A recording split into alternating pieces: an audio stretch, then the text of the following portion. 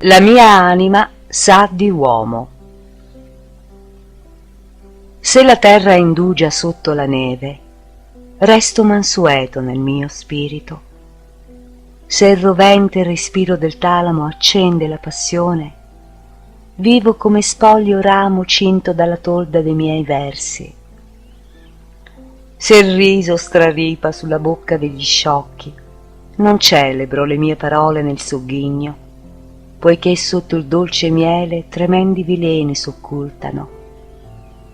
Se molti lusingano gli uomini prima che essi abbiano detto, della parola resto in ascolto, giacché ogni capello fa la sua ombra. Vedrete sul corpo di Bacco gocce di vino, il sangue della caccia su quello di Diana.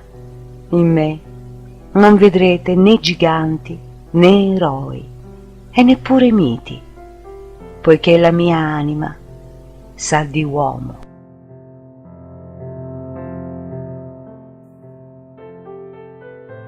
Alda, hai riso in faccia al diavolo che non ti colpì e ti lasciò andare tra noi in quella casa dalle pareti schizzate a numeri, identità note a te soltanto. Fumo di sigarette riempiva la tua vita, d'atmosfere livide dove Dio amante si svelava. E non tacesti mai versi maledetti innanzi alla genesi della bellezza, mentre egli ti accarezzava il cuore.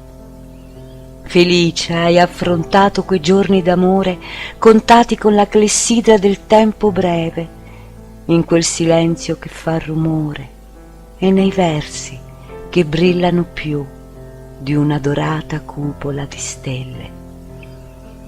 Del corpo non demolisti mai le mura, ma di liri amorosi hai eretto malgrado le memorie del manicomio e gli insulti, le pedate, il buio dei pensieri che la vita ti diede per costringerti in dolore creativo a scoprire la morte. I sogni e l'incanto di cui fosti privata per offrirli tutti al nostro sguardo.